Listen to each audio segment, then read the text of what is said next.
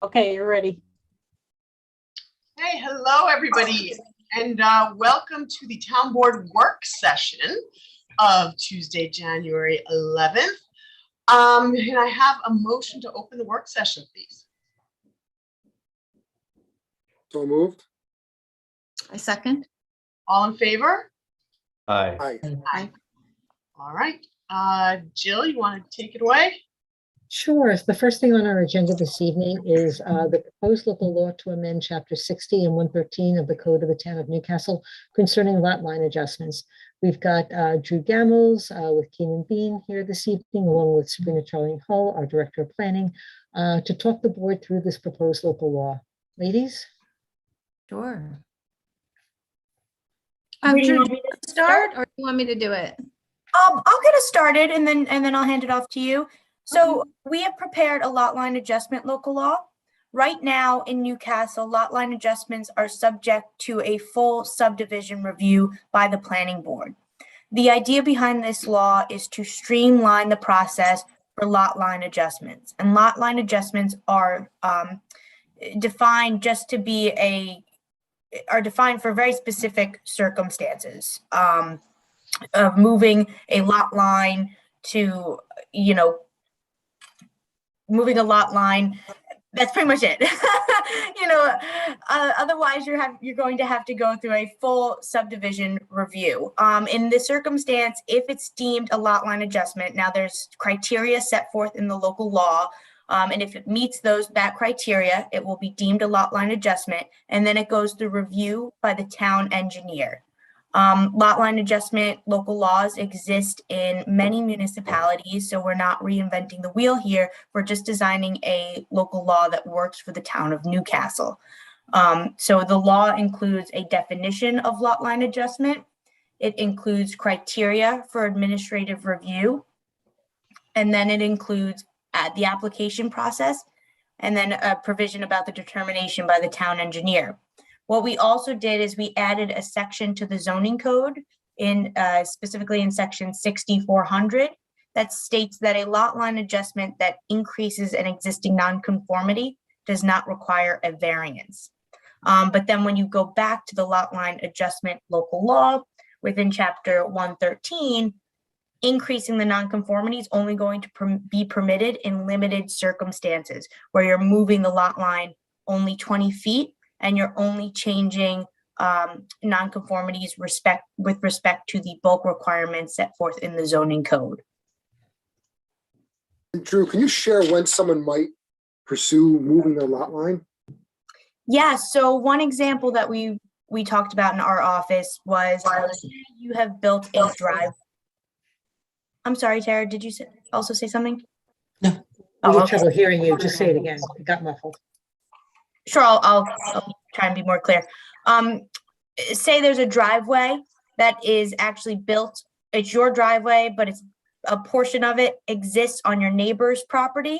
Instead of doing an easement, you might agree with your neighbor, well, let's just adjust the lot line and we'll move it over.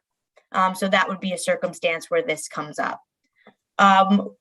Another circumstance is where there's an existing subdivision, but maybe a new applicant comes in and they just want to shift the size of the parcels or the configuration of the parcels by moving one lot line.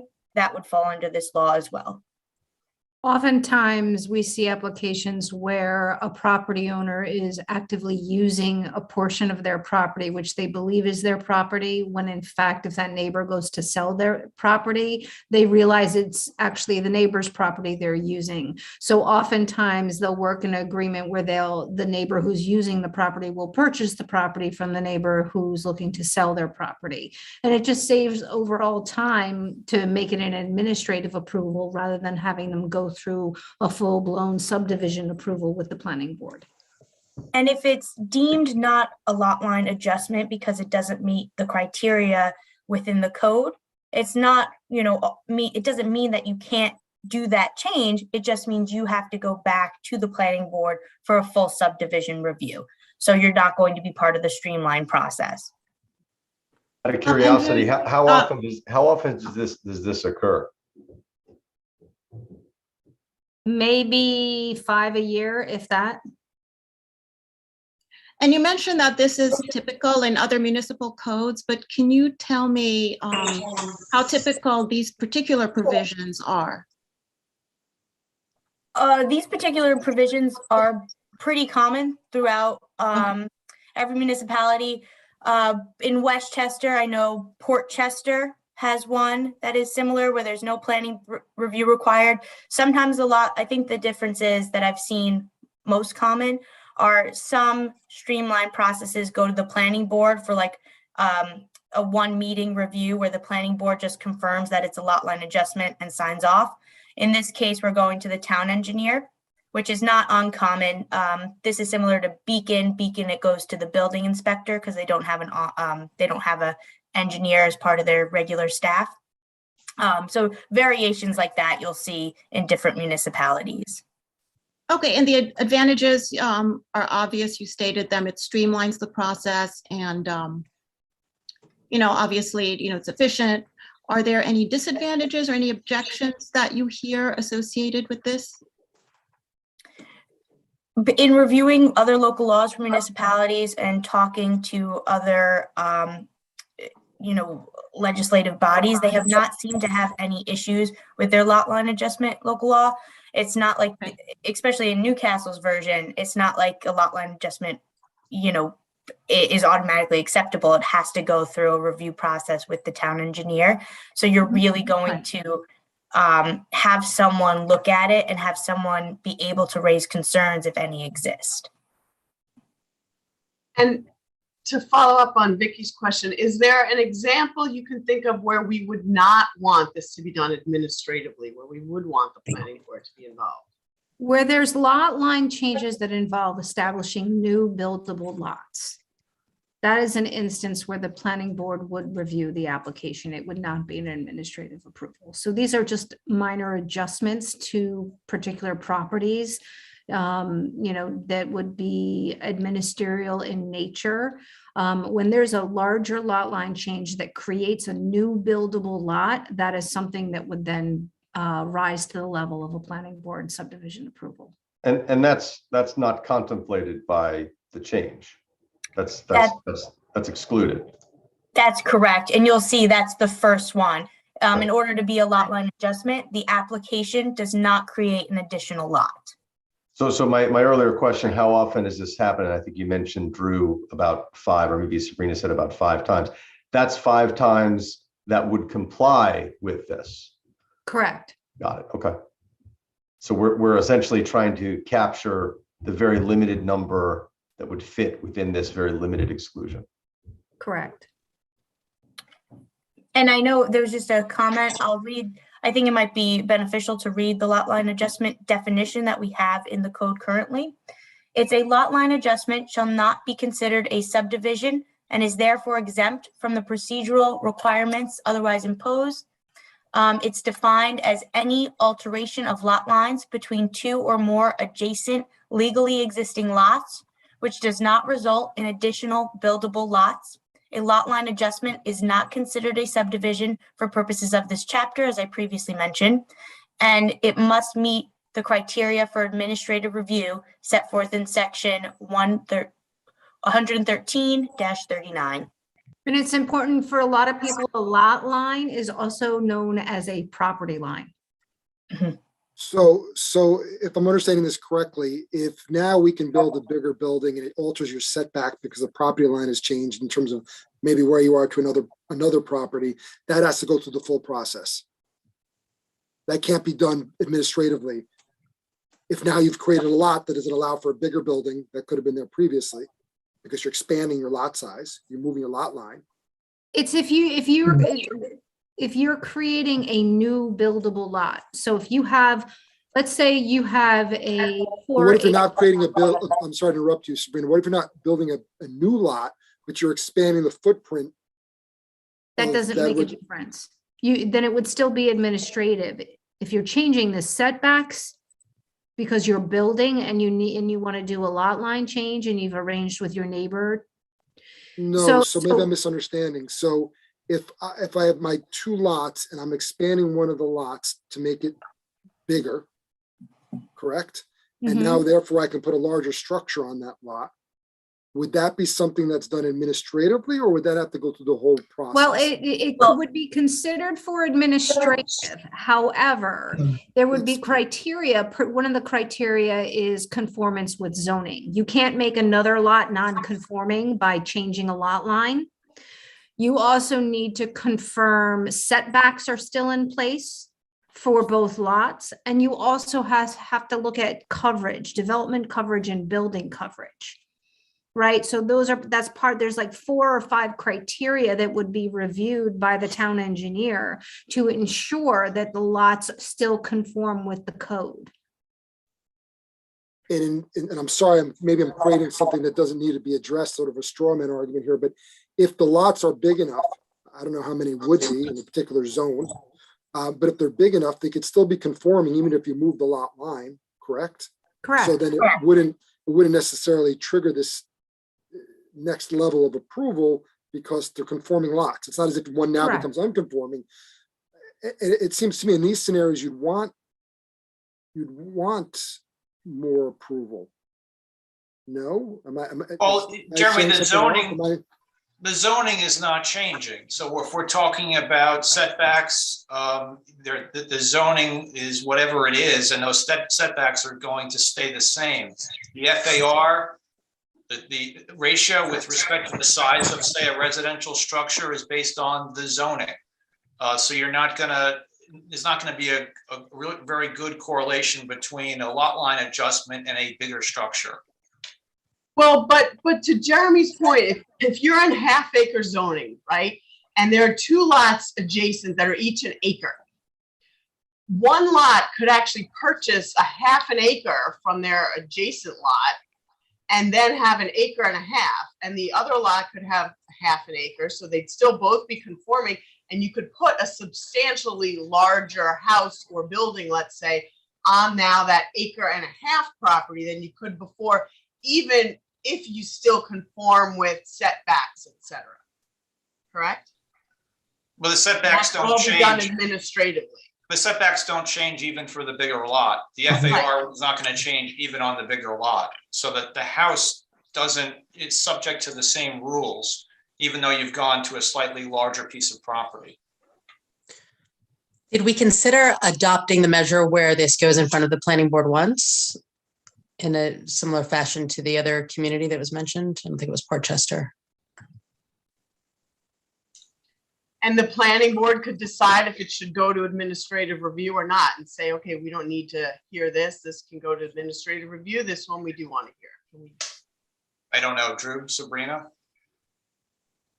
I just want to clear, Portchester has their planning director approve the lot line adjustments.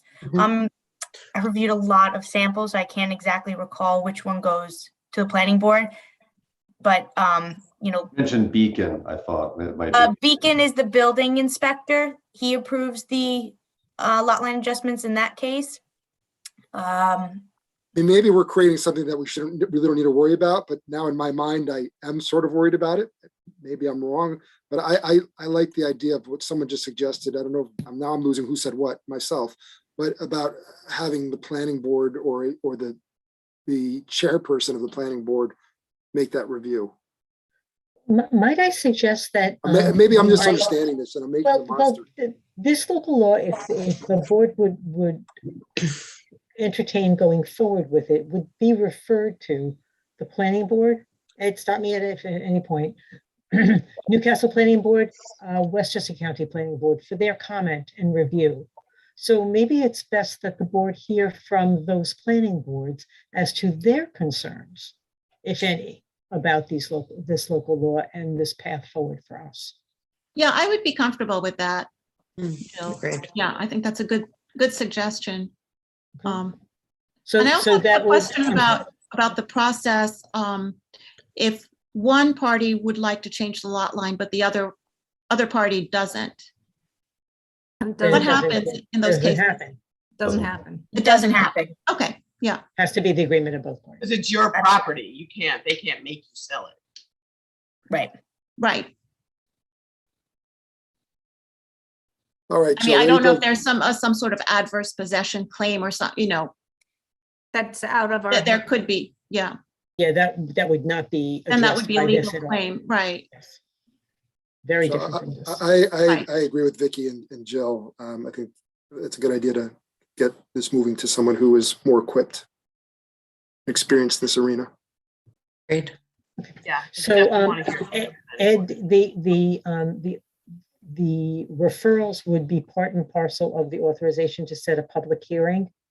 And we would then consider the comments of the planning board, Newcastle Planning Board and Westchester County Planning Board.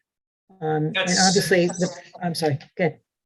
I didn't mean to cut you off. I was just going to say No. that's exactly right, Jill, and a great suggestion, because we're really at the front end of the process here. The resolution that's in the packet, if the board is comfortable with this draft, would have the town refer the draft legislation to the Westchester County Planning Board. They probably will not have a substantive comment on it, other than to say it's a matter of local discretion.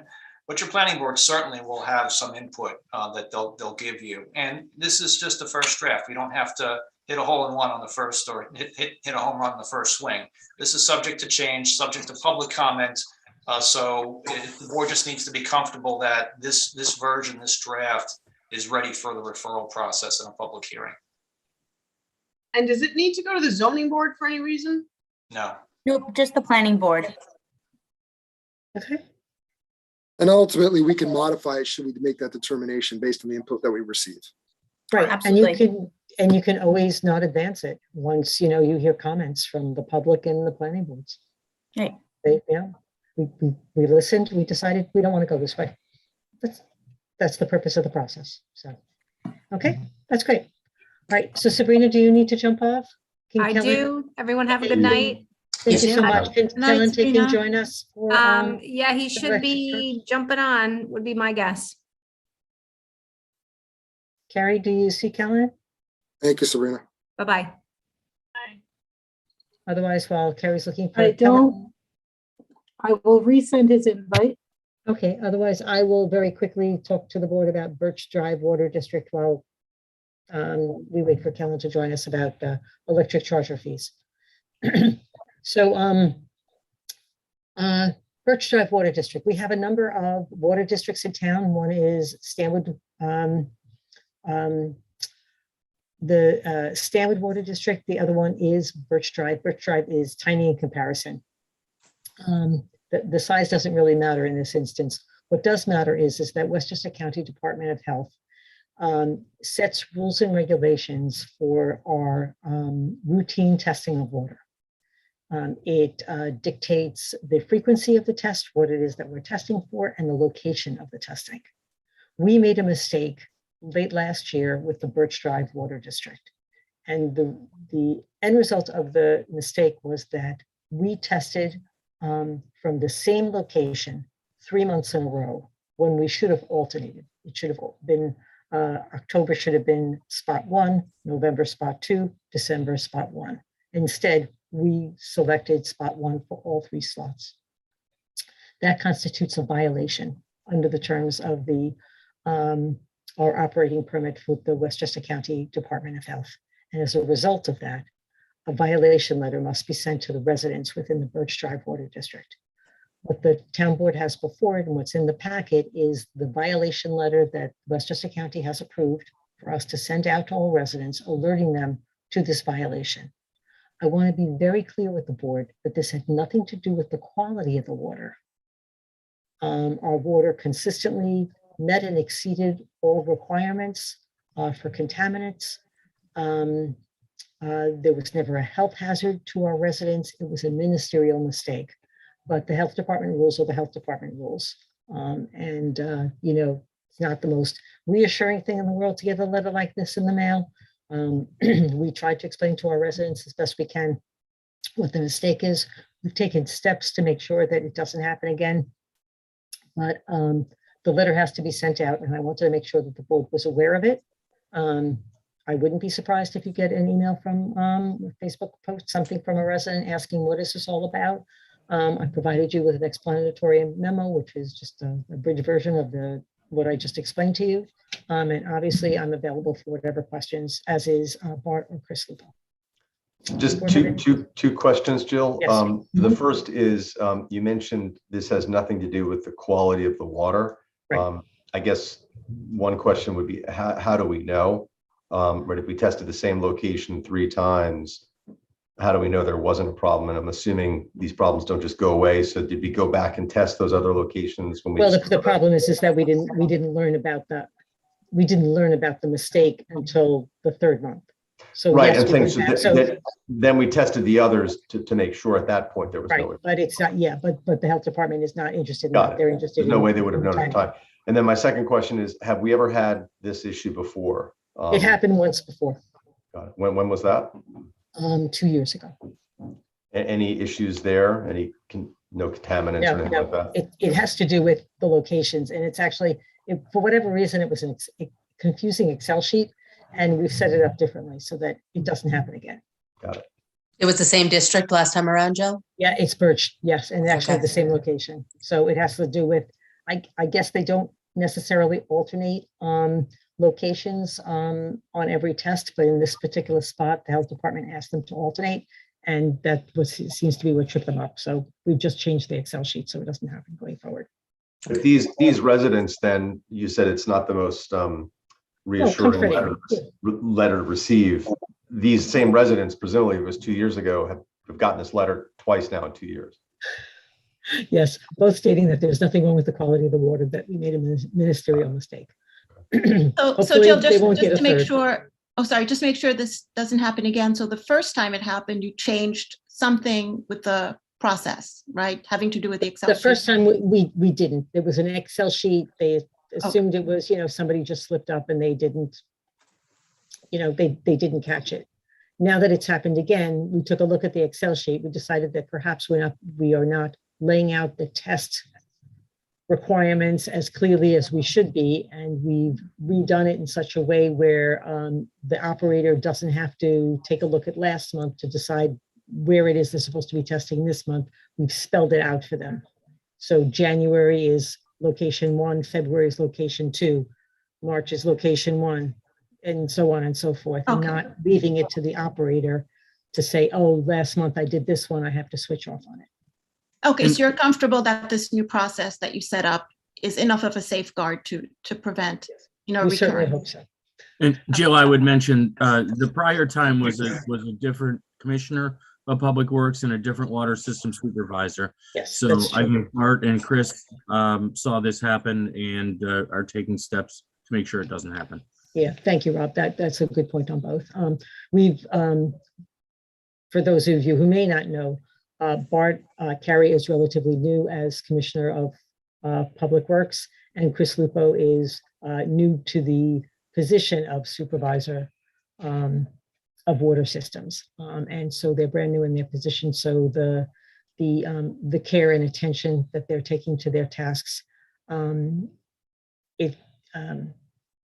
is terrific and very, it's what you want to see in your leadership down there. So we're very. Speaking pleased with of it. which, they deserve kudos for all the work they did with that water main break over the weekend, and they personally went house to house and really to make sure everyone was comfortable and informed. So I give them a lot of credit for that, and we should thank them. Yeah, they're an exceptional group, and I very much appreciate the fact that instead of just looking at the Excel sheet and saying, it's okay, they sat there and said, no, this has been the second mistake in 3 years. We need to redo this. This is not acceptable. So let's figure out how the mistake happened. Let's make sure it doesn't happen again. And I very much appreciate their attention to detail. It matters. It matters. That's great. Okay, so sorry, rather long-winded. Does anyone else have anything on this? That letter is going out shortly, by the way. I believe it's going out by the end of the week, so the board is aware. Kellen, are you with us? So Kellen is here. Kellen Cantrell is our assistant planner, where he works with Sabrina. And he's here tonight to talk to the board about the electric charger fees. The board may not be aware that we applied for and received grant funding under NYSERDA. Well, I guess it's a 50-50 grant. Kellen will give you all the details. But we were able to secure 10 new electric chargers, car chargers, And the board's got some decisions to make going forward on the administration of those chargers. Kellen, why don't I turn it over to you? Great. Thanks so much, Jill. I appreciate that. Can everybody hear me? Yes. Awesome. Great. I'm going to share my screen, and it's been a while since I've done this, so bear with me. And I'm really just trying to, can you all see the PowerPoint? Let's see. All right. Everybody see the electric vehicle station PowerPoint up? Yes. Awesome. Thank you guys so much. And I appreciate you having me on. This is a very, very short PowerPoint. I'll try not to be long-winded. First off, as Jill mentioned, we secured funding from NYSERDA to cover, I think it's 2/3 of the cost of 10 electric vehicle chargers. And so that's the charge rate reimbursement that you see there on your screen. And then to cover the infrastructure costs associated with installing electric vehicle stations, which typically isn't covered, up to 90% of that is covered through the Con Ed Power Ready reimbursement. So we have a couple of really great funding opportunities here. And with that, the Power Ready, that really covers conduit, trenching, and even I think covers labor. So it's fantastic. And I'm in contact with Con Ed almost every day, it seems like. So if anyone needs a contact, you let me know. Oh, you're going to be sorry you said that. It's just for EV stations, And so with that, we have the 10 new stations, as Jill mentioned, and those stations are, all of them are dual port. So meaning they have 2 plugs. So we get double money, more bang for our buck here. And so those are all level 2 chargers, meaning that they can charge any EV that's out there, anything from Tesla to whatever else exists, right? Who knows what else exists other than Tesla, if you look around the train station. And so those will be installed at 5 different locations. We'll have 6 of them at the train station, 1 at Millwood Park, which is a brand new location, 1 in Amsterdam Park, which is a brand new location for EVs, 1 at Town Hall, which is a great amenity for Town Hall, and then 1 at Woodburn Public Lot, which there is one that is being decommissioned that's over behind Squires, right next to the trash compactor there. But this one will be right next to the electric sign. So it'll be a little more visible right off the street. So people parking there, walking to, get flowers, do their banking, they'll be able to charge, and maybe they'll walk on down the street a little further to let their car charge. And so this is the last slide. I told you I'd be brief. You have in your hands a memo that I sent out about the charger fees. And so currently we have 6 EV stations, 3 at the train station and 1 at each of these other locations. And there was no fee set for those locations. And I think that a previous town board thought that this was a great way to, since we're a cleaner, greener community or a climate smart community, let's incentivize people to buy electric vehicles, get out of the combustibles. And so currently we don't have a fee set. However, moving forward, we can set a fee for these 10 stations, and that fee can either be set by kilowatt hour or by the hour. And typically, as you see in the memo, municipalities, and that's the only thing I sampled was the municipalities. There's tons and tons of other places you can charge, but these are just, I wanted to focus on municipalities. Most of them typically set the fees by the kilowatt hour to offset that cost. So really for the town, it's to offset the electricity cost, because all of this is coming out of the town's funding and the town's budget. And I'd say over the last 5 years that we've had the existing electric chargers, I think the electricity paid by the town is I think it's $19,500.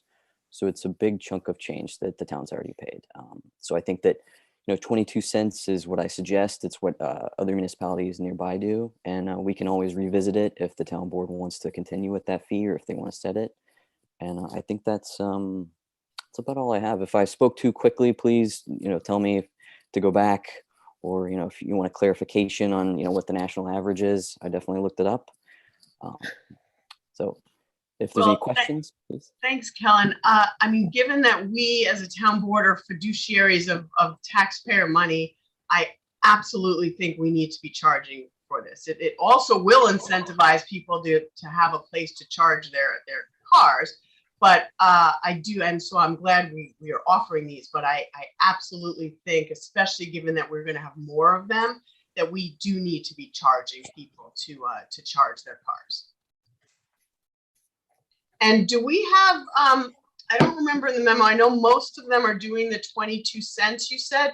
Is there a differential between them?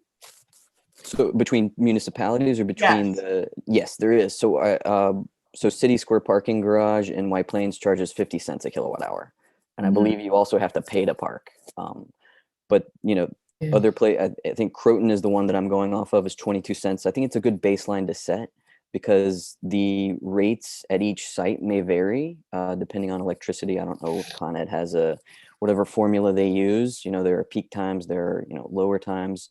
So I think that 22 cents is a good baseline to set from what I've seen. Right. Yeah, like if you look at, Electrify America or EVgo, they're in the high 20s to over 40 cents per kilowatt Oh, that hour. high, wow, 40, okay.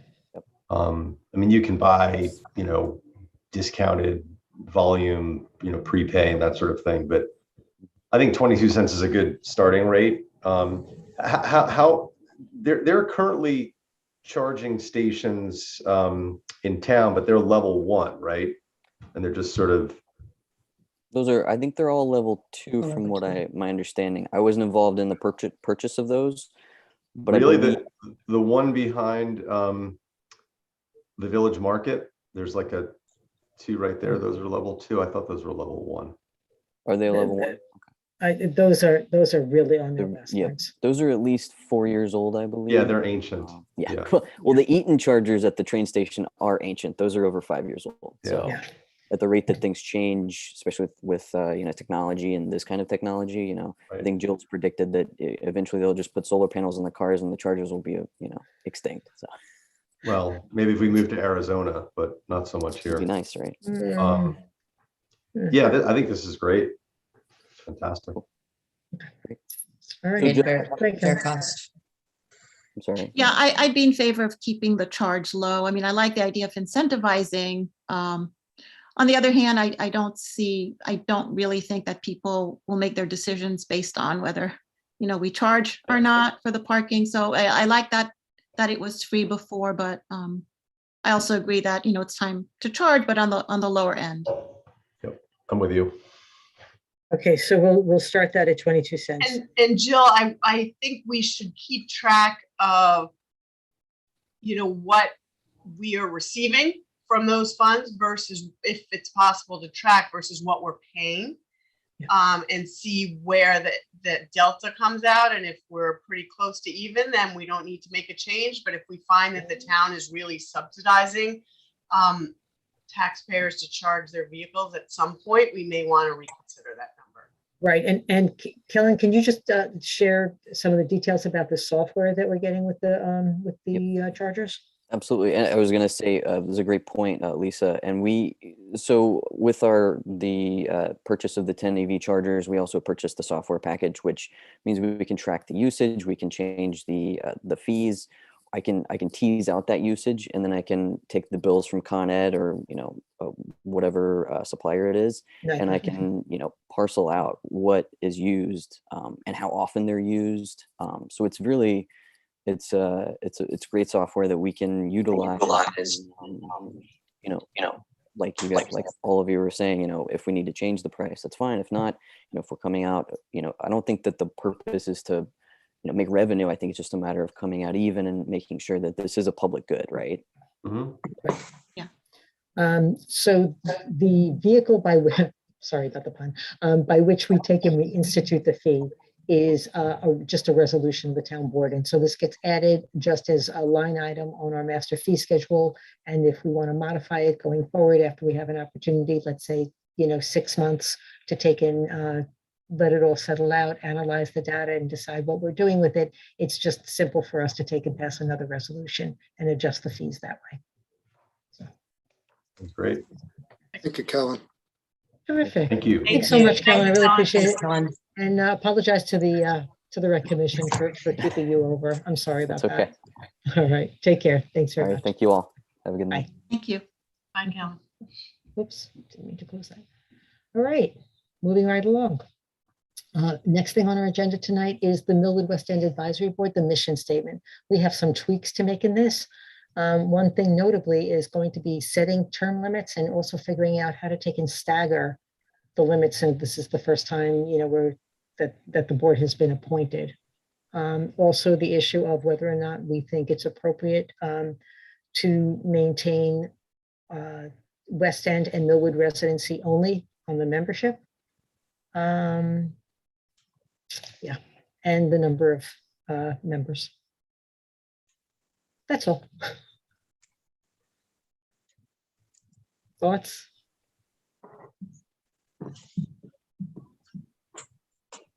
Do we want to start with residency? How about that? I think it really should be heavy. Does it have to be in totality? I don't know, but certainly heavy Millwood, as opposed to having too many Chapel residents. Even if So- yeah, go ahead. No, we had talked about it. I agree. Definitely got to be mostly, if not all, Millwood and West End. We had talked about allowing like a maximum of 2, let's say, from Chappaqua, but I don't know, or other areas of Newcastle, but I don't know if we want that at all.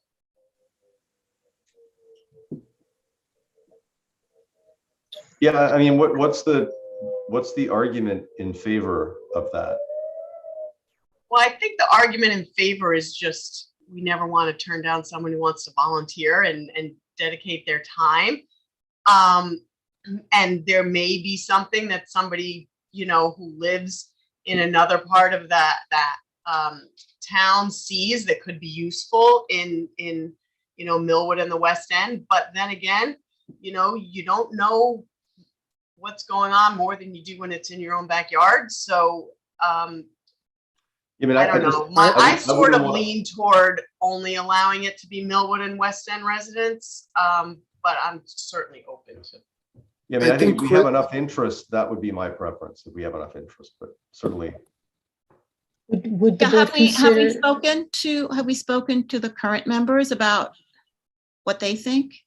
We don't have a lot of current members. We're about to take and expand the board. So we were hoping to revise the mission statement, so at least the board can go, forward. So Well, me- I'm how sorry. about, getting more people on the board and putting that question to them once they've gotten going on the work? I mean, part of our goal is to sort of connect our hamlets. So on the one hand, I think it's important to, have their interests represented, but on the other hand, it might not be a bad idea to have some sort of maybe liaison position. I don't know. Well, they are the liaison,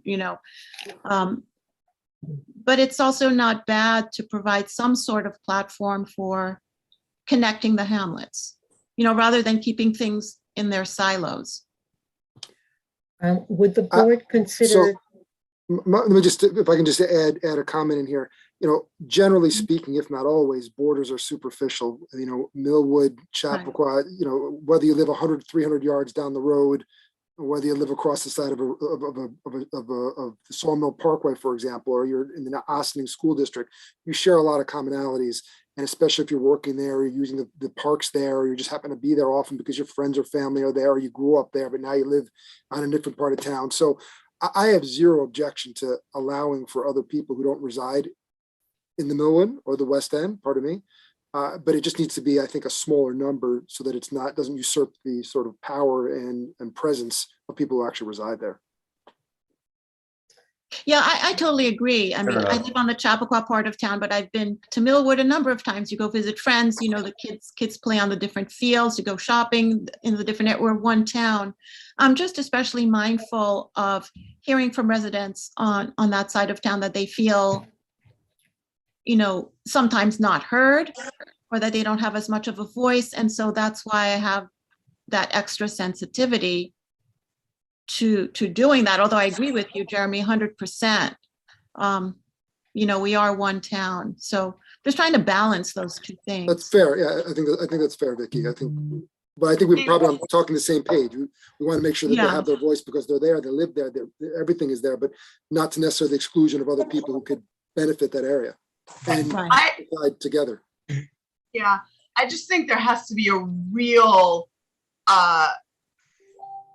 affinity to Millwood. It can't be that, well, I shop at Chico's and my kid plays on the field at Millwood Park, so I'm qualified to be on this board. It really needs to be like what you said. I grew up in Millwood or the West End, and now I'm right across the border, or I'm just across the border and I spend all my time over here. Whatever it may be, you know, I would say maybe they should be going to West Orchard or Ossining schools. It shouldn't be, you know, my kid goes to Grafflin and I like to shop there, but then I get my nails done there. So you know, when the coffee at Taz is good, I qualify. It really would need to be a real affinity to that area. Or perhaps somebody and that there's- brought a specific, somebody who brought a specific expertise that was needed, you know, as Millwood looks at. So what would we areas look at where- what the interest is, right? And then to Jeremy's point, at maximum, it's a smaller portion of the overall composition. And then for those people that are not directly connected, there has to be a more, you know, kind of a prominent commitment to some relationship to Millwood and West End. And part of that, guys, I think it's going to filter itself out. Are you really going to invest your time and energy into something you don't have an interest in? There's so many things you could do and be involved in, or not at all. Who's going to say, I want to be on the West End Advisory, Millwood Advisory Board, and have zero tie or nexus to that area? So I think it may filter. You're right. You're right. Although stranger things have happened. Very true. Very true. So Would you we had guys- initially proposed maybe maximum of two members, but I would kind of be interested in maybe a percentage of the members. Because if you know, you end up with only, let's say, 5 members and then 2 are from Chappaqua, that's a much larger ratio than if you have, you know, 9 and 2 are from Chappaqua. Or 9 plus 2, you know, so 11 with 2. So what do you guys think about that? Can I just ask you whether you consider people who own businesses, operate businesses in Millwood as part of being on the committee? I don't know if they don't reside in the town. They operate a business. Yeah, I don't know, because as I'm thinking out, I'm not precluding or No, saying no, but if you may have more of a maybe not singular interest, but there may be more of a financial interest as opposed to a more holistic, greater good interest, not just for where you are, but that's Yeah. sort of my first blush. I'm with you. I And think if it- there are other ways for them to advocate, you know, Rotary Club and other things. And we You have know, the Chamber of Chappaqua Commerce. Millwood Chamber of Chamber of Commerce, which Commerce. should Yeah, be good, able yes. to advocate for its Yeah, members. that's right. Good point. good Right, point. and Okay. part of the mission of this committee is to also represent the businesses in Millwood. So, you know, they would get feedback from them. Anyhow, yeah, I would hesitate to do that, although it's, you know, it's a good thought to, you know, to include the businesses, but I think they are included in the mission statement, in the work of the commission. And, okay, so, you think a percentage is the way we'd like to go, or do you want to hold on it and let the board make a decision themselves once we appoint everybody? So tell me again, what's the number that we have now? Well, 7 and then 2, 9 and then 2. I mean, how do you want to? Right. 7 and 2 seems like a lot of, 2 seems like an awful lot. If it's going to be 7 people on the board. We could state a percentage like Lisa suggested, that way Yeah. it scales. So, Okay. you know, you get, because the board, the composition, the membership of the board in terms of the number of seats actually filled may change over time. But if we have, say, a 20%, 1 out of 5 requirement, you know, you get down to 5 members, you'd be 1 person. Be at 8, it'd be 2 people. And I don't want to be a pain in the You're neck. not but going what to if you don't- kick anyone off, but Right, you that's my would, question. What would it would happen? then give you the motivation to say, well, if they're going to stay on, we got to get another member from who resides in Millwood because our percentages are off. Right, so just a question of filling that vacancy, who could be eligible. Right.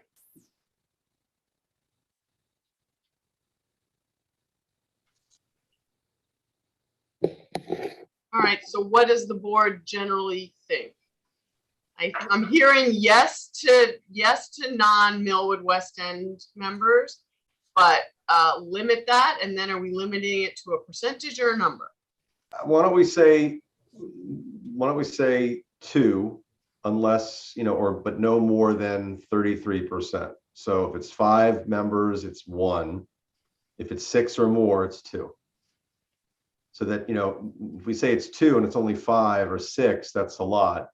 But if we say a percentage and it's 8 and we say it's got to be 20%, 2 out of 8 is 25%. So you only have 1 in a board with 8, which might be too small.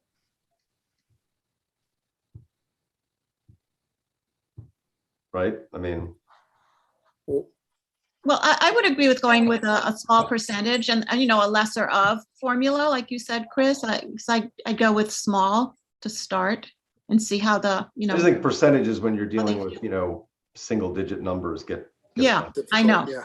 Yeah. No, that's why I like your idea.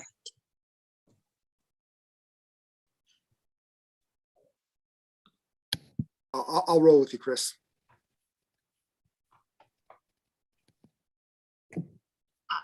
Chris, what did you say exactly? You said individual, then you said Ed, percentage. I'm not did you get entirely it? sure what you said. I hope Ed got it. I'm not sure I could repeat it again. I can always go back and watch the video, but The two, idea no more was than 33%. the idea was 2, but it can't be more than a third. So by definition, if there's less than 6 total, you would only have 1, right? If you have 6 or more, you would have 2.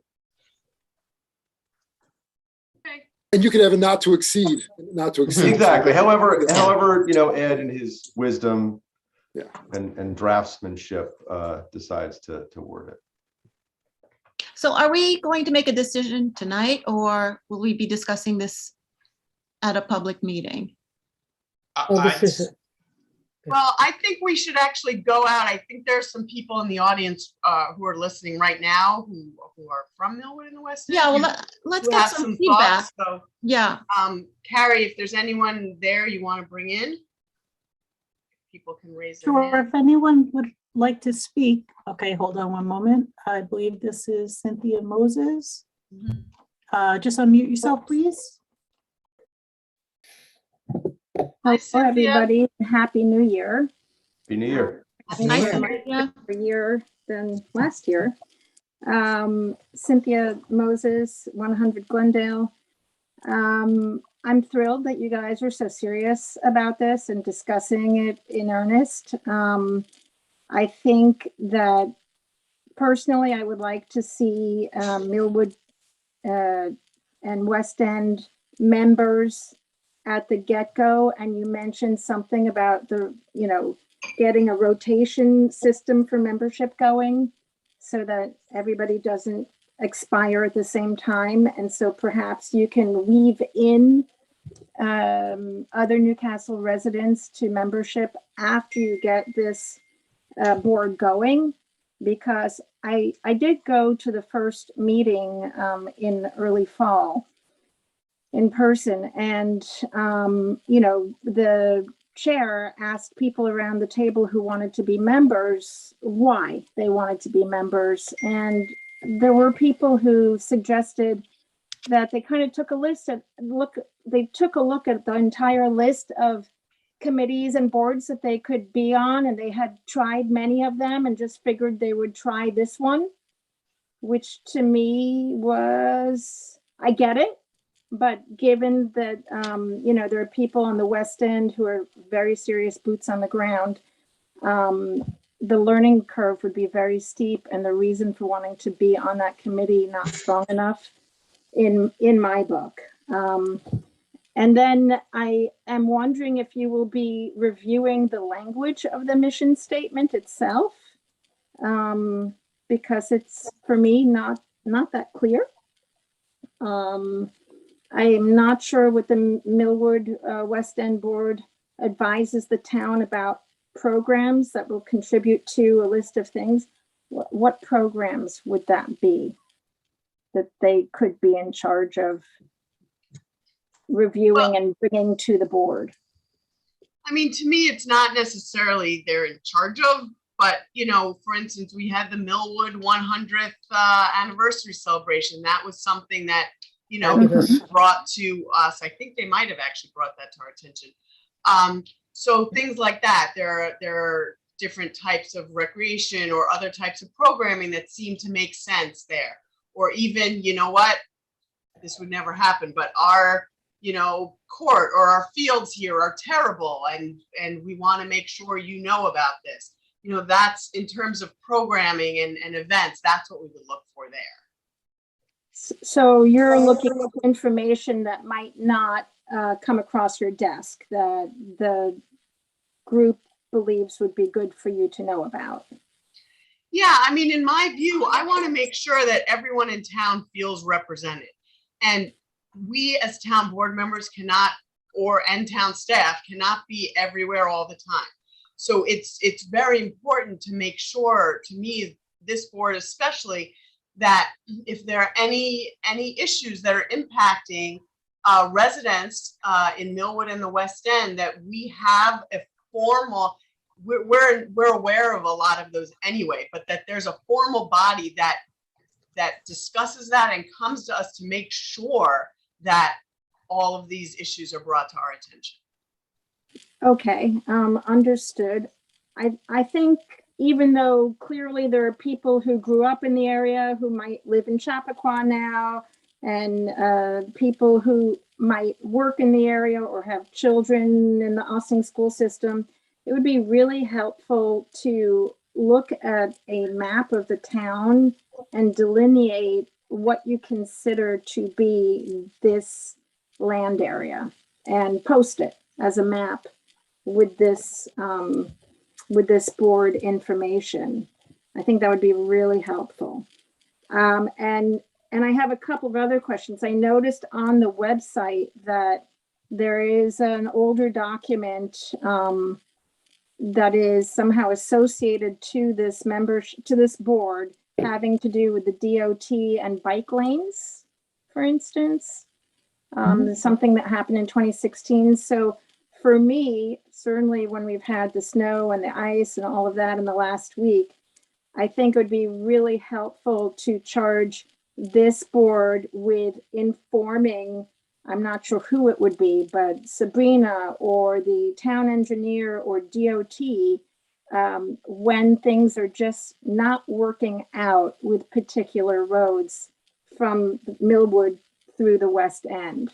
You know, to do heads up as the boots on the ground, to notice when they're near misses for accidents. So if they could liaison with DOT, if they could help, there are many actual projects that you have going on, like if they could help with your natural resources inventory, if they could help with your hazard mitigation plan. They're a wealth of information if they come from this area. And they can jumpstart a whole lot of stuff that they would be aware of, much in the way you're acutely aware of, for instance, your intersections near the train station and when things work and don't work in downtown Chappaqua. The West End has that kind of wealth of knowledge and could be helpful in terms of the safety and the quality of life for the residents, you know, Millwood to West End. Cynthia, I agree with you, but that being said, if there is something that is dangerous, residents should not wait to get in touch with the Millwood West End Advisory Board. They should directly contact the town board and the Department of Public Works if there's actually a serious safety issue that's as a result of snow or ice, something like that. I wouldn't want there to be a delay. But I agree with you, in general, this is something that board would be looking at. Great. So for me, it goes back to the mission statement and whether it's could be a little more fleshed out for what Millwood and West End residents should expect from that board. Because they'll also take a lot of the burden off of you. By being, you know, if people believe in them, that they're paying attention to the issues in this part of the town and able to, you know, forward those topics to the right people at the town level, then they're doing their job and helping you more efficiently. But the West Enders especially have to believe in that group as a group that can ferret through the information that they're sharing with them. So that's all I have to say, but I do really appreciate that you're putting the time and energy into trying to get this board off the ground. Thank you very much. Yeah, thank you, Cynthia. I am looking at the statement now, and I think that as a mission statement, we might want something a little bit more aspirational. I mean, maybe this is something that we could task the actual advisory board to work on, but you know, I would certainly hope that it would start off with some sort of more aspirational statement. It could be a number of things, but you know, something, for example, like to further the goals of uniting the town and connecting our hamlets. The town of Newcastle has established the advisory board. You know, the board represents the interests of the West End of town and the hamlet of Millwood. And, you know, we could add that they provide a process for resident input, monitors events. You know, the rest of it is pretty good. But, you know, it should be a little more aspirational than it is now. And a mission statement doesn't get into the weeds. So, right. You know, agreed. Yeah. But those are good, helpful points. Thank you. Thank you. And do you think you'll bring it to public meeting? The development of the board responsibilities, or?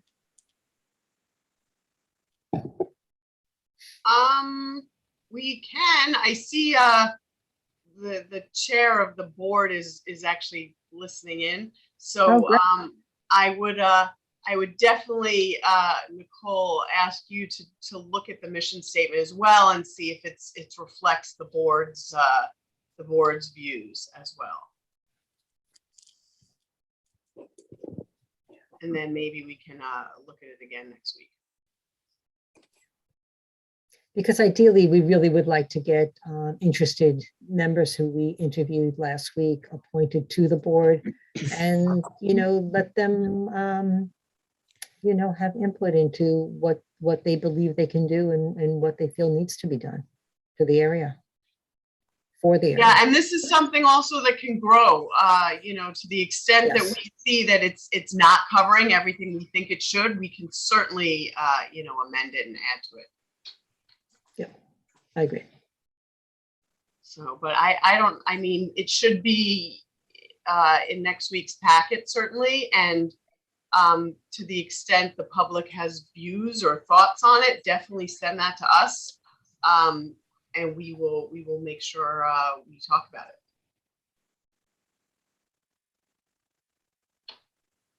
All right, thanks.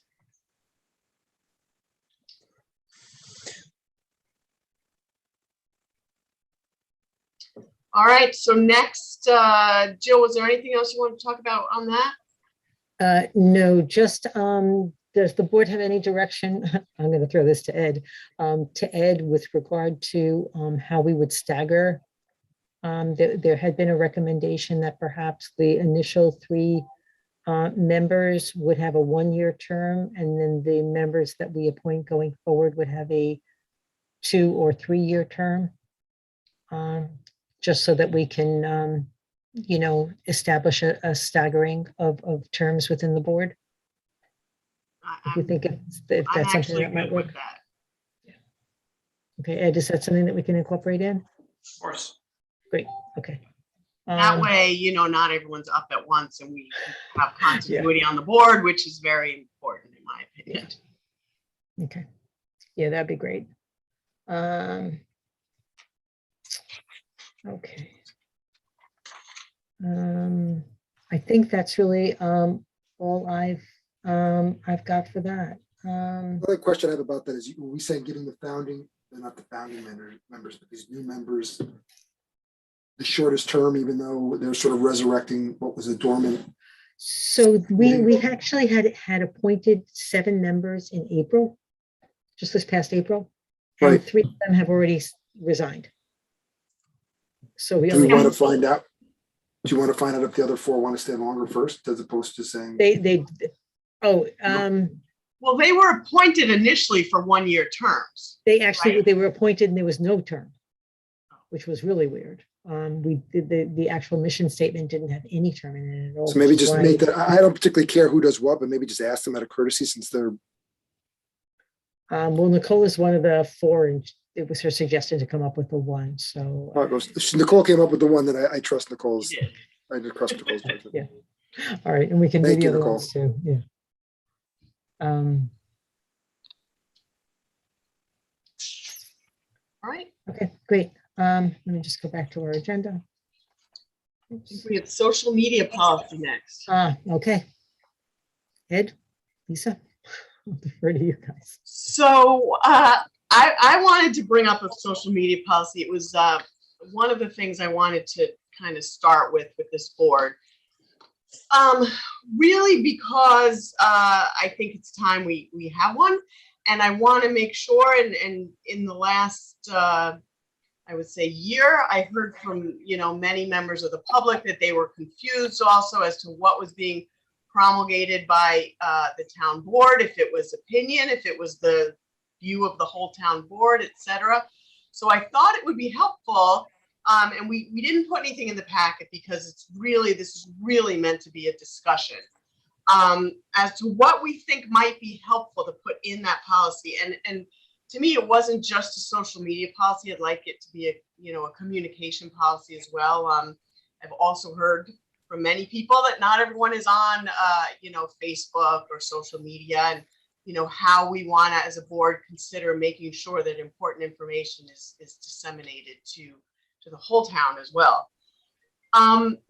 So I'm gonna, open it up to discuss. I can give you sort of my ideas of a few things I wanted to discuss, and I guess the first was with the town of Newcastle Facebook page.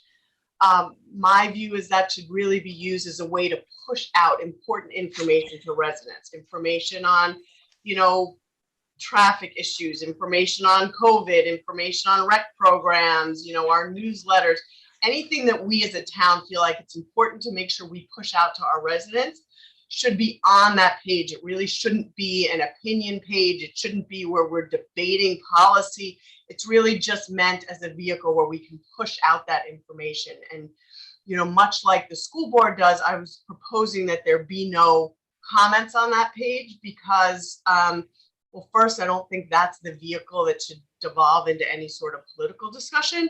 But also, I'm concerned that sometimes with social media, there can be the implication, especially on a town page, that anything posted there by a resident is being seen by a town board member, which oftentimes is the case, but it may not necessarily be the case. And we have appropriate channels like email, phone calls, call town hall, email any of the town board members or town administrator. If there's a real issue, it should be addressed with appropriate channels and not with the assumption that because it's on Facebook, it's going to be seen, because I think that can get dangerous, especially if there's something very important that there's an issue. So that's that. I'm going to throw out kind of my ideas and then we can talk about it. The other thing is, I think in terms of our personal pages, we all have personal. I have a town supervisor page, my own page. I don't think we should be limiting what people say on there. Certainly, you have an opinion about something the board's discussing. There is freedom of speech in this country. We should all be able to say that. However, I do believe that our town Facebook pages should make sure to say, whether it's on top or however we want to do that, that the opinions expressed here are my opinions and do not necessarily represent the opinions of the full town board. I think that's important to make sure people know. So I say something, it's not necessarily the board's view. If the board hasn't discussed and voted upon it, once we have, then it's the view of the board. But if I have my own opinion on something, I should be able to state it, but it should say that the opinions expressed on that Facebook page or in any other type of social media are my, or any other communication actually are my opinion. So I think that's important. I also think that anyone who's been formally on the town board should not refer to themselves as a former town board member and continue to post with that title. I think it gives apparent authority, and it can be confusing to people who think that that person may have more weight than anyone else in what they're expressing. I think that certainly those Facebook pages, and you know, Ivy did this very well when she left. She wrote former supervisor and she archived her page. I think it's important it can stay archived so that people can view it, search it, whatever needs to be done, but there should no longer be posts under that, because I think it really gives the indication that there may be some sort of authority there that is no longer there. What else? The newsletter itself should not be used to disseminate personal opinions without, again, explicitly stating so. It should really be used, again, as a vehicle to factually push out information to our residents, especially those who don't utilize social media. And then in terms of our website and other areas where we are posting things like frequently asked questions, things like that, I think anything that we're pushing out that is supposed to be factual should be vetted by the town board before that's put out, because again, if it's on the town website, the implication is that whatever's on there is condoned by the town and approved by the town. So anything that's specifically on there, other than, you know, that could be opinion related, needs to be approved by the town board. So those are just some of my thoughts. I think you guys probably have a lot more, and I think this is going to evolve. Certainly where Ed's looking at, you know, what some other towns have done, but I didn't really want to rely on that right now. I wanted to really open this up to discussion of the board and see what your thoughts are, opinions, ideas, etc. Lisa, one question, the use of nixle, that's, maybe just explain, I mean, again, anyone who's listening, but certainly, you know, just to lay out who controls that. Is that the police department, and you know, and how that differs from other communications? So there are two different, there's a nixle and there's code red, and people can sign up to those alerts. It's nixle that the police department controls and pushes that out. The town utilizes code red. So for instance, when we knew roads were really bad the other day, we put out a code red to make sure people were aware of that. The police utilize nixle when they think that there's something that's a public safety issue that needs to get out there. You know, we've also used code red to say summer concert is moving indoors because it's a rain delay, you know, a rain date. So the town really controls those, and generally, you know, Jill is the one who's putting out, I think, the code reds. And the nixles are coming from the police. Right. So Jill, town staff, puts out code red, the police department puts out nixle. Got it. Yes. Right. But those are really used for, you know, something we need that's very short that we need to get out to residents. Understood. I mean, I tend to agree with you. I mean, I think that, you know, the town Facebook page should be about information. The newsletter obviously is an update that, you know, different people are going to receive than those who are checking on Facebook. But I tend to agree that having, you know, open dialogue on a Facebook page announcement from the town is not terribly productive. There are too many other forums for those kinds of debates and discussions. And then to your point, I mean, who has the time to look at every comment on Facebook versus an email directly to a board member's address or to the town staff, or a phone call, you know, which is an official channel that, you know, is obviously being monitored and checked. So I'm generally with you in terms of those parameters.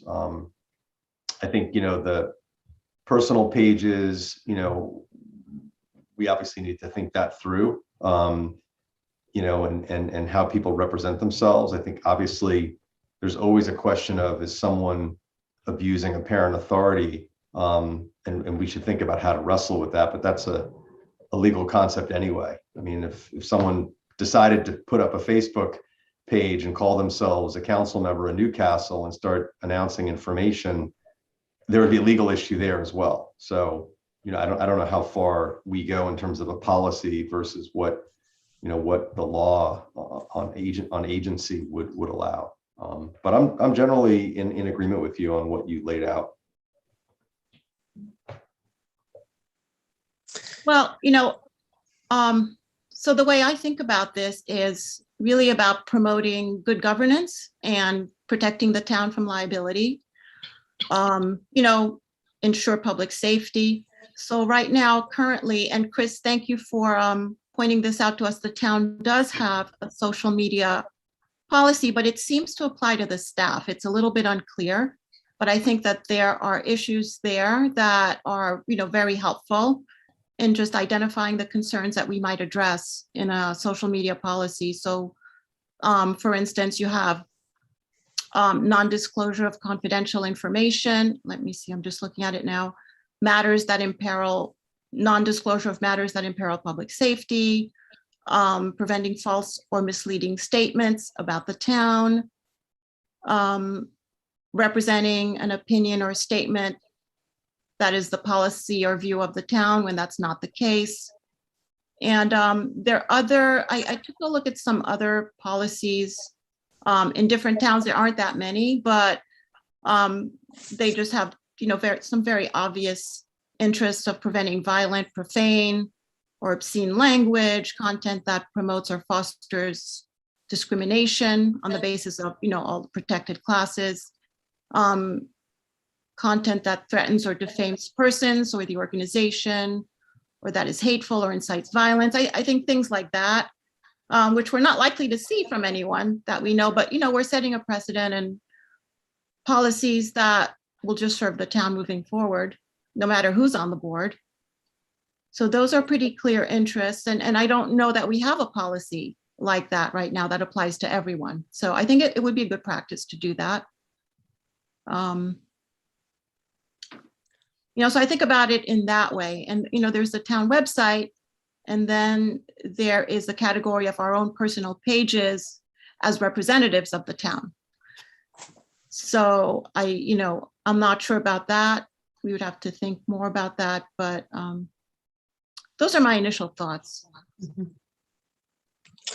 Well, I agree, Vicki. I think a lot of what you just shared is, sort of common sense, right? In terms of how we want to, relay information to residents, et cetera.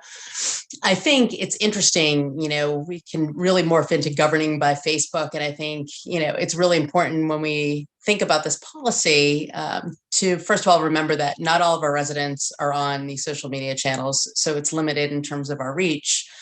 But it's really not conducive to resolving issues. So at any rate, I think there's a lot to consider here, and we should be really measured in our approach. All right, so I have a few comments. I just jotted some things down as we were speaking in no particular order. One of the issues that I think we're going to run into with the town page is in order to prevent it from being political, whether intentional or otherwise, or violating some sort of standard that we believe should be there. Who is the gatekeeper, if you will? Who's going to monitor this? Because it can be difficult, whether intentional or unintentional, to run afoul of that. So no, I'm sure Jill does not want the extra burden. I'm just using Jill as an example, and I hear her gasp in case no one else heard that. No one's going to want that extra duty or responsibility. Yeah, I heard you, Jill. Yeah, I'm not on Facebook, so it makes it particularly difficult. Very difficult, true. To be the hall monitor, if you will, of what gets posted and what doesn't get posted, because there's always that risk. Number one, number two. And again, in no particular order, the reference made to about what the town said and politics and, whether the town supported something. By the nature of what we went through last year with the form-based code, I could have said the sky is blue, and there would be no doubt people would say that's not blue, it's yellow. And I could have said the sky was yellow, and people said no, it's blue. So the point being is that no matter what you would have posted, there was going to be a controversy. You know, for example, many of the things that were posted on FAQs were vetted through council and we posted. So, you know, there's always going to be just, is that politics? Is that propaganda? We don't have to answer that, and you don't expect an answer because we're going to probably come out differently on that issue. So then that begs the question with the whole newsletter, because at some point, actually, I recall, Lisa, you mentioning and saying something to the effect that, well, the town board doesn't vet the newsletter, just the person who is a supervisor writes the newsletter. So all of a sudden now, well, wait a second, now we have a newsletter that some people could disagree with, and that gets posted to the page, the town page. And I know even now there's some posts that are on your page that get posted there. So it's going to just cause a lot of mayhem. And I'm concerned that who's going to monitor this? And we don't want to have issues popping up. And without getting into details, there was just this issue the past week about comments being deleted, or a comment, and then another post being deleted, because then that does potentially run afoul into stepping on free speech. Who is the boss, if you will? And that's one of my concerns, to make sure that it isn't that it is not political, that it's not something that's used in an appropriate manner. And then in terms of our own pages, in terms of our own pages, I think most people, I would hope, would have common sense that you're not going to disparage people based on their ethnicity and run afoul of issues of harassment on that type of a front. I think it's one of the examples that was given. And obviously, council has mentioned we don't want to run afoul of open meetings law violations and things like that. But I don't see, one of the issues that I have is I don't see how being an employee is the same as someone who is an elected official. We have to be cognizant of what we're writing or sharing, but without overstating, there'd be hard pressed for a policy to dictate what I could share in my views and opinions. I think, Lisa, you may have mentioned, I think it came from you saying about the disclaimer or something. I think you said that, Lisa, about a disclaimer or something on there. I defer to council. I would defer to council about whether that would be necessary. I don't particularly care here or there on that. But, you're going to be hard pressed to control about what someone says and dictates what they say as a non-employee, but an elected official.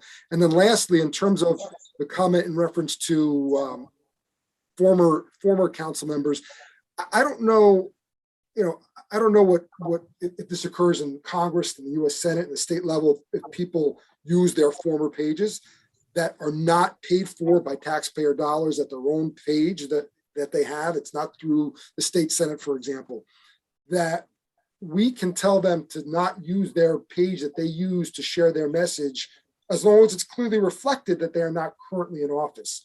So I don't know what authority we have. And I really, that's an interesting question, to say you can't do that on your own private page, with it being clear that it's no longer a government entity page or a government representative page. So those are my comments. I think it's a bit of a challenge to talk about this in a vacuum. So maybe we should draft something and then, we'd have the ability to have a more efficient discussion. Yeah, and I think like any policy, especially one like a social media communication policy, that again is going to evolve and change a bit. But I think, to Jeremy's point, nobody was saying we wanted to limit what you need to say, what you want to say on your own personal page. You certainly can.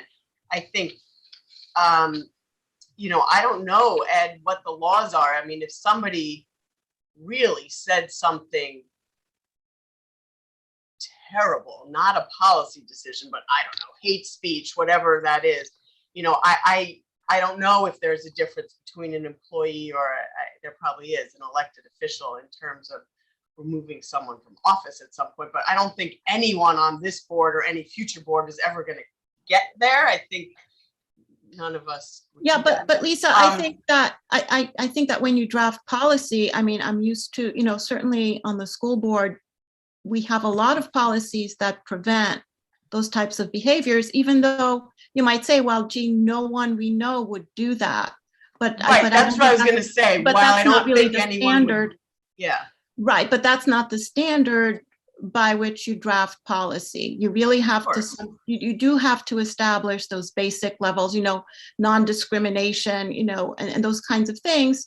You do have to state it somewhere. I think it's really important. So, sometimes things happen that you don't expect to happen, and you find that, gee, the board didn't have a policy. That's really not acceptable. So, the basis is not that we think that any of us would behave badly or, commit I mean, we illegal have- acts. But I think that just some sort of basic standard would be helpful to put down as a policy and have protocols. I think that's really important. I agree. I mean, we have ethics standards and we have standards of conduct and other things. This is really just about communication, social media. Everything Jeremy mentioned, spot on. I think these are things that need to be thought through very deliberately and carefully with counsel. There's legal implications, and then, there are practical implications, 100%. I mean, no one's saying that we're going to be running around policing every discussion forum and seeing this. I think, but there are certain probably easier dividing lines. And I think, Lisa mentioned a couple of them that I think we should explore. And I think, having something comprehensive so that residents understand this. There's a lot of confusion. Where's information coming from? Who's responsible for it? What is the forum? What are my, kind of options for commenting and responding? Is someone going to get back to me? And I think those are things that we should clarify. And I'm not saying that right here, that any of these are easy answers, but I think there are things that need to be explored because it's become way too important. And we see it, all over. I mean, certainly on a national level, these debates about who can say what on what forums and people being deplatformed and all sorts of other things. So I think this is an important conversation to have. And I think getting started now is going to evolve. I agree completely. But everything Jeremy mentioned, there are no easy answers. So. And to follow up what I was saying, and sort of the elephant in the room in part is some of this is born from, I know, the reaction just to whether you individually felt this way or just some residents felt this way. Because the form-based code was such a volatile issue, there were people who openly said, propaganda or whatever terms they used about what I wrote. So it begs the question, take that issue out in terms of the substance of the form-based code.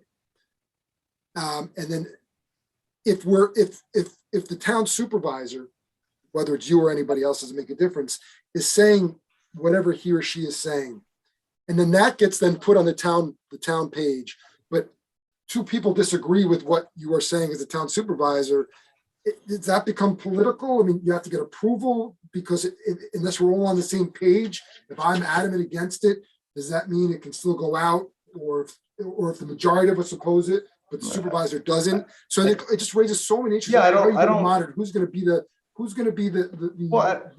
yeah, I mean, The arbiter. just a really quick answer here. I don't think anyone's saying Lisa was able to say in whatever form she wanted last year where she disagreed with the direction the board was taking. I don't think any of us want to muzzle if the board does something that individually you disagree with. You have the right individually to say that, right? Certainly, yes, correct. Residents to neighbors to friends. Of course. I don't see any problem with that at all. And I had never Well, saw maybe I'm not articulating this correct. Maybe I'm not articulating it correctly. I think the part of it- difference is, hang on one second. I think the difference is, so let's just say on the town newsletter, we might say tonight, the town board discussed a social media and communications policy. For information on what happened at the meeting, click here. Not, tonight the town board discussed the social media policy. It's ridiculous that this person thought this. That to me should not be in so that's where the line is, even on Facebook. Tonight, the board is discussing X. That is factual. Nobody has any issue with that. If you on your personal page want to say, Lisa's thought about X was ridiculous, you are free to say that, but not on the town Facebook. Right, but I think the issue arises, and I think the form-based code is just a great example because it's just easy to relate to that. That you would have disagreed and disagree about X, issue X, and then I agreed about, and the majority thought a different way. So at what point did the information that's being disseminated that we consider a factual issue and you're disagreeing with, or 2 out of 5 are disagreeing with, at what point does that become political and or become not fact-based because you're saying it's not, or maybe you and I are in agreement that it's not fact-based, and Vicky and Chris think it is, and Tara think it is, and it just becomes. This is opening up, but sort of a slippery slope. So I don't necessarily disagree with Vicky that there should be some sort of standards, if you will, ethical standards certainly, and we all should be aware of the legal issues, and we should be briefed on those to make sure we don't want to run afoul of them. I have the gatekeeper. I call it the gatekeeper issue. I think this is a big gatekeeper issue, and there's always going to be controversy, even with facts. So we got to try to figure out how we best deal with it.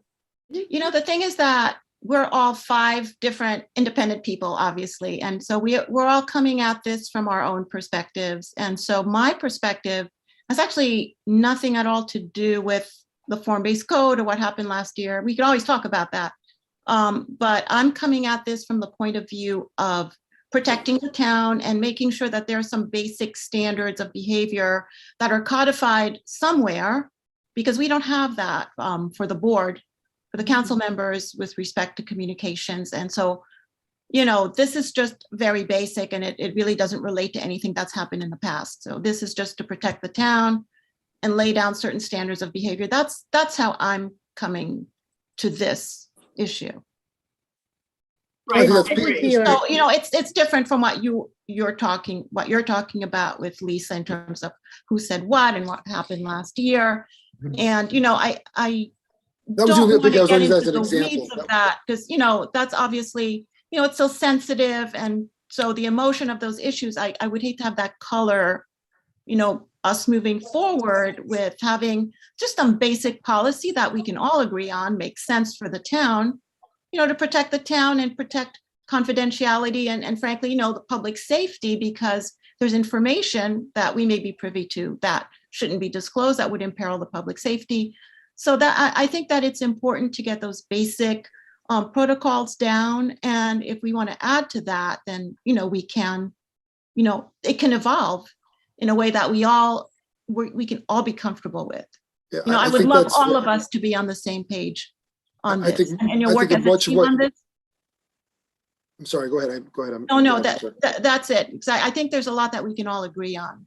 Right. I think much of what you said is fair, but I think what you're speaking to in sort of that base level is just that. It's that base level, but there's a much larger conversation that needs to be had in terms of how we're going to take that next step. Should we want to go to that next step? Yeah, and I think this is the starting point, right? So that conversation is going to be multiple conversations. That's why I specifically didn't want, at least for this meeting, any sort of written policy, because I thought it needed to be a much broader discussion. And Vicky, I don't think Jeremy meant anything by the form-based code. I think he was just using an example because it was just an example. Recent. I don't think there's any issue. But I do think if people are no longer reading the town newsletter because they don't believe what it's saying, that we don't want to get there. We want to make sure that what we're pushing out to residents is factual information, and then we can give them flavor personally, or let them decide for themselves. The board disagreed on this. What are your thoughts? Watch here, and really just encourage kind of communication and pushing out sort of the information that residents need to know to those residents. So I totally agree, Lisa. Yes. Board, if I may, First, I want to thank you for such an informative discussion. It really will help us come up with a working draft for you at a future work session. But in terms of takeaways and where I think we're landing, I'm sensing a consensus with respect to the use or the content that appears on the town Facebook page. That being a channel that should be informational only, not for advocacy.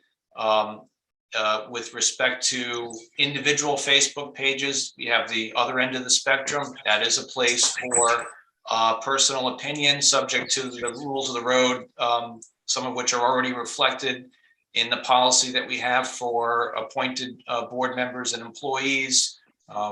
There needs to be either a modification of that policy to make sure that those standards are applicable, clearly applicable to everyone, or some other document that makes it clear that they are. Where I'm sensing the more challenging issues around to be is with respect to the e-newsletter and the town website. And I say that because the use of the e-newsletter that goes out by email, there is some sensitivity, I think, which was pointed out earlier with respect to making sure that that's never something a resident just deletes because they were turned off by something that they saw that, they just, for whatever reason. The question then becomes defining what is and isn't appropriate context for the newsletter. And then to Jeremy's point, who's the gatekeeper? When everything has to be run past the board for review and we have editing happening or comments happening, we don't get to unanimity, it's cumbersome, time consuming. But on the other hand, we don't want a situation where where information is going out, to Lisa's point, doesn't reflect the opinion of all board members, but that's not clear in the message. So I think we have I think that presents a challenge, and I think to a lesser degree the town website does too, because even though that tends to be more informational, not always the case. And then there's a question of how much information are we pushing out on a particular subject, and what is that information, and who's deciding what the message is. So we have seen that before, and form-based code is one recent example, but there are others where there's been some project or issue that's been before the town board, and the town website is built out with information. Someone has to decide what gets posted, what doesn't, how much treatment it gets, and who's the gatekeeper. So again, I think the town website and the e-newsletter are going to present the more challenging ground for us to deal with. We can take a first cut at some of these issues, but in the feedback that I've gotten, I've heard tonight's been very helpful. But I think there's going to be, these are not going to be, I think, easy questions to answer. So I think we've taken some important steps tonight, and I'll come back to you with a draft and some ideas, but I'll look forward to a continued discussion. Do you know any legal impediment or grounds to disallow a former legislator, council person from posting from their own private page, and at the same time making it clear that they are former, as opposed to, again, a taxpayer funded page or a hosted page? I'm not aware of anything, but if the town had a policy prohibiting that or providing guidance on that, enforcement would, I agree. Enforcement is a different question, but maybe a policy alone might be enough to encourage compliance. So, I mean, just to talk about that though. So let's say I did that, right? So I have my personal page, Lisa Katz, and then I have my supervisor, Lisa Katz page. If I am no longer the supervisor at some point and I start to post as former town supervisor, there's no reason I can't post anything that I would post there on my regular Lisa Katz page, right? The only reason I would post as former supervisor Lisa Katz is if I want to give what I'm saying more weight than it has with just my name. There's a reason. There's no reason, for instance, Jeremy, you couldn't, if you were no longer a town council member, you couldn't post anything on your personal page.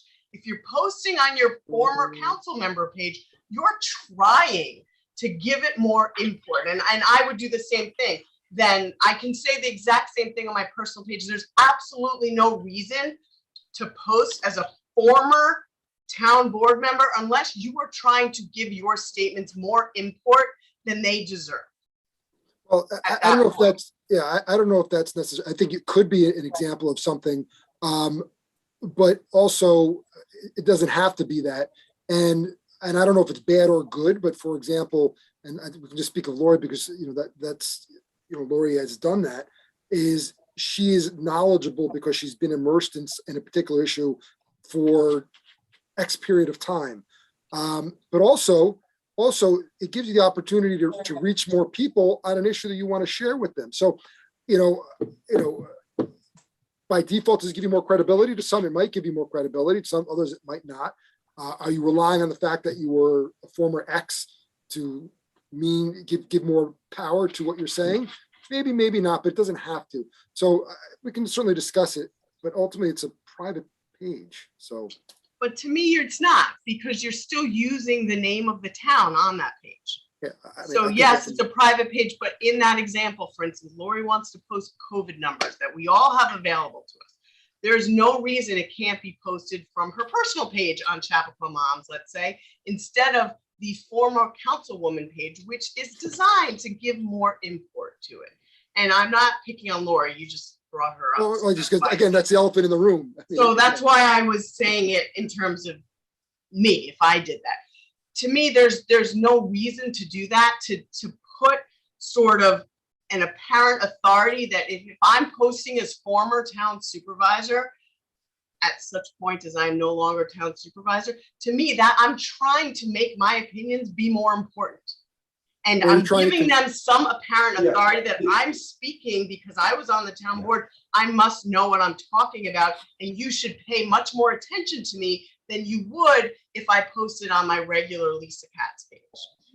This goes back to the initial. And I've heard many people actually complaining about this. Not some are just saying it's cringy in general, but other people are just saying, you know, the only reason to post that way is to try to give more authority to the weight of those words. There's no other reason. And I know that residents are actually uncomfortable with this, which is why I actually applaud what Ivy did when she left and she said former town supervisor, and she archived her page.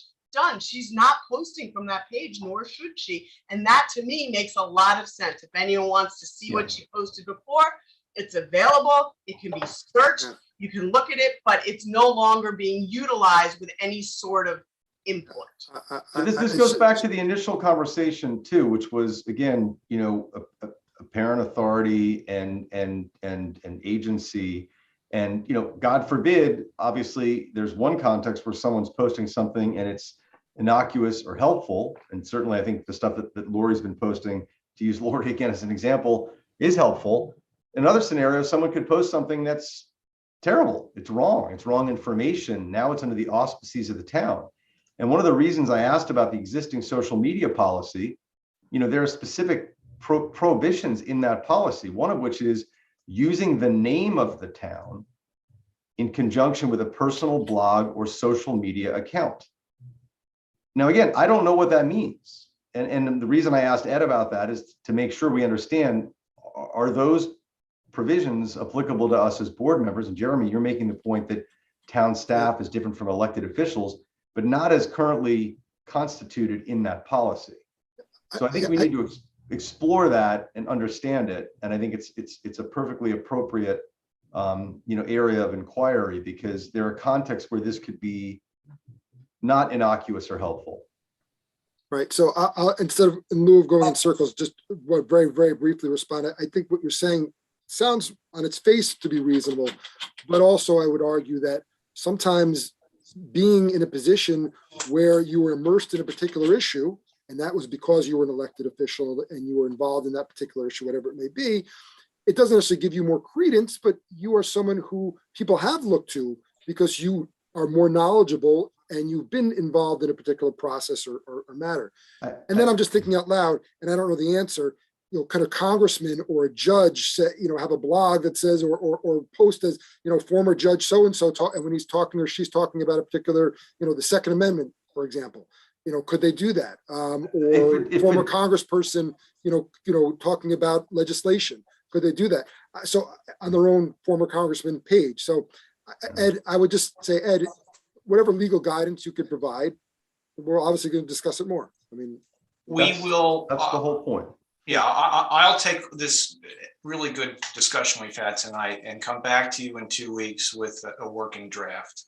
I'll just say that the concern that I think we're putting our finger on, but not, we're calling it apparent authority. To me, the concern isn't that somebody's going to bind the town.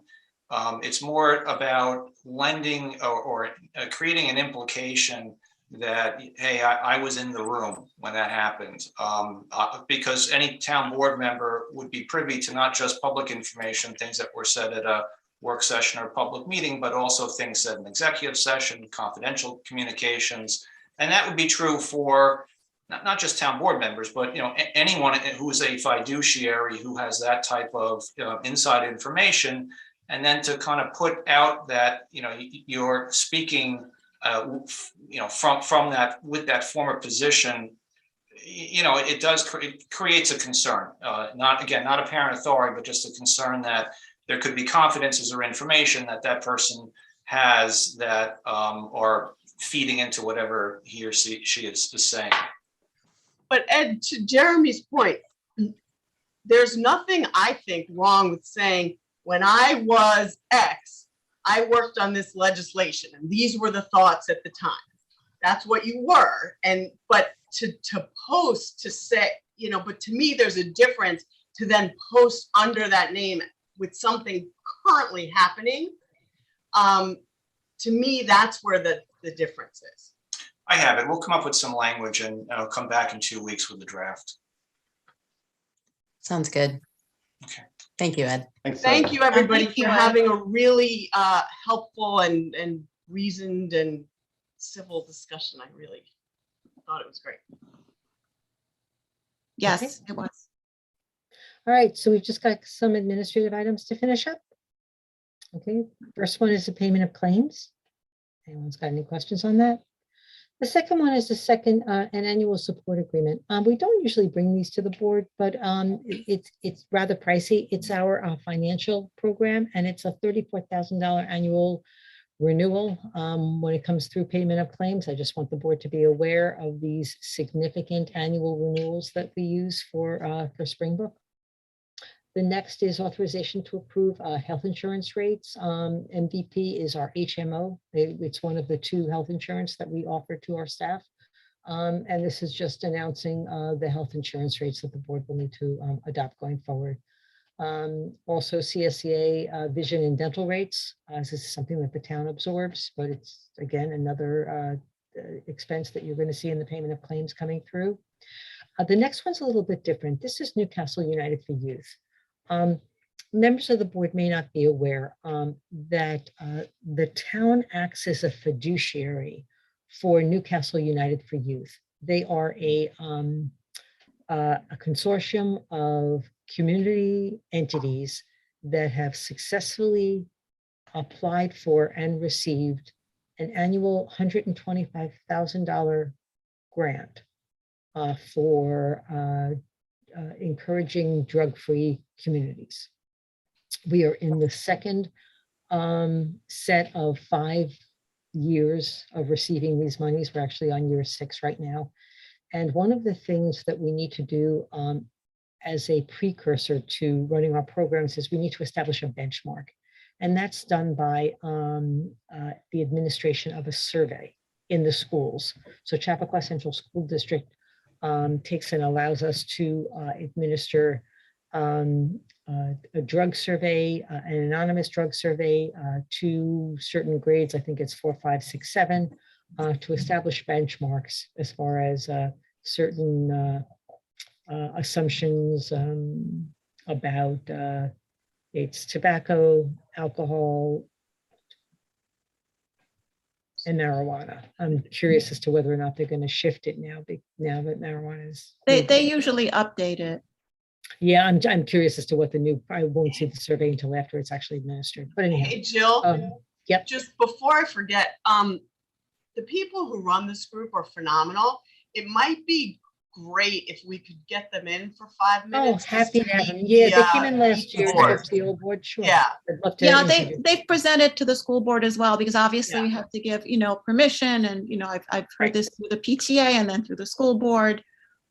They've done great work, and I know that the town is the one that gets the grant to then give to the organization, and then they've used that money to finance the hiring of a specified counselor for the high school. So it's been That's really, one of the really many things, right? wonderful. It's great work. So Anyhow, so we do administer, so we actually hold the monies, and what we require them to do is to abide by our procurement policies.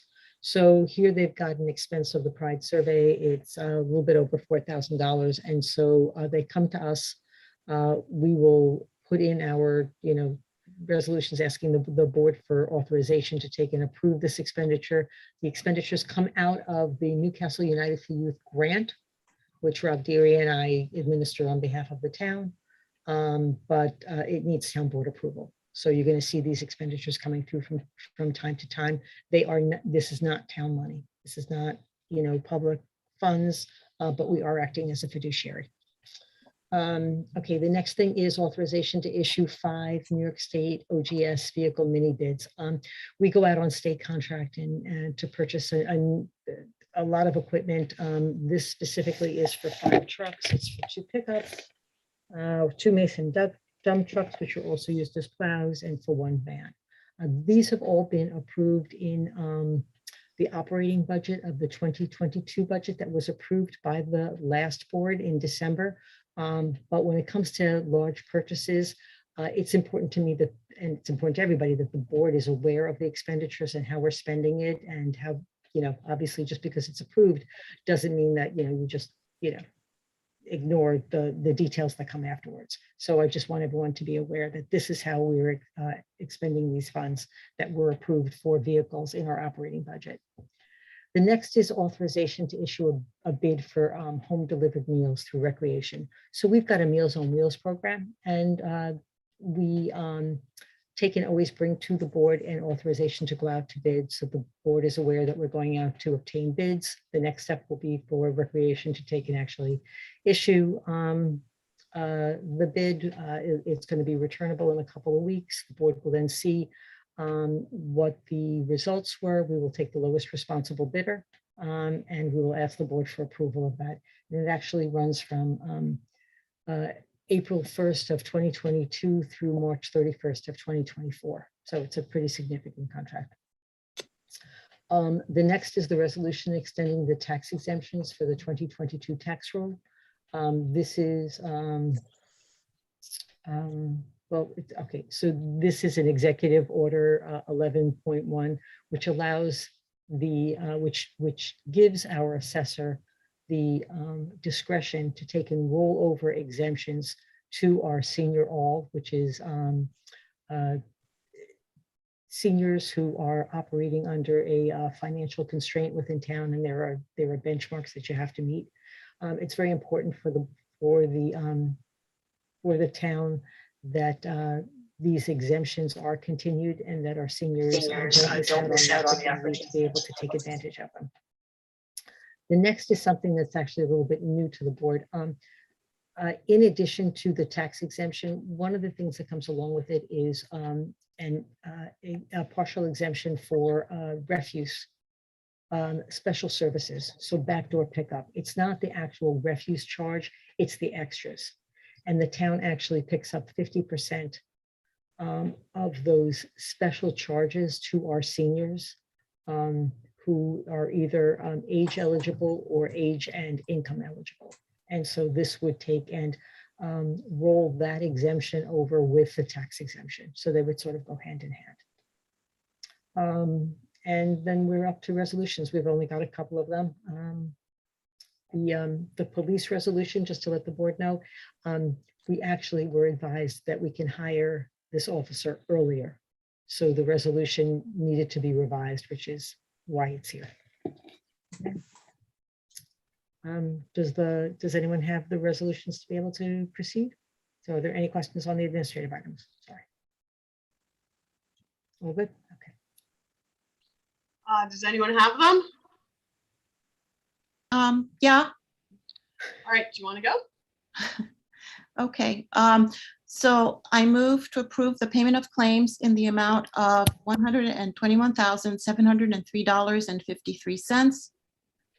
2021 expenditures totaling $42,956.45, and 2022 expenditures totaling $78,747.08, listed on the summary pre-check writing report and detail voucher detail reports, all dated January 7, 2022.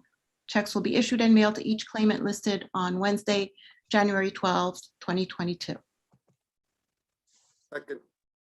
All in favor? Aye. Aye. Should I read the second? Yes. Go ahead. All right. I move to authorize the hiring of Charles Michael Mitchell to the position of 4th grade police officer within the town of Newcastle Police Department at the annual salary of $73,730 effective January 18th, 2022, which hereby amends the resolution previously adopted on December 7th, 2021. Second. All in favor? Aye. Aye. Would anyone like to move to adjourn the work session? And before we do, I just want to share one thing to take a look at, guys. I was just, as we were looking around, as we were just chatting, Senator Harry Reid, just an example, he actually still had Senator Harry Reid as his social media account after he retired. So just to. Well, look that's around and Harry see. Reid. You didn't have a good social Now media you're biased. Now Harry you're Reid, biased. come on. I move to adjourn. I move to adjourn. Second.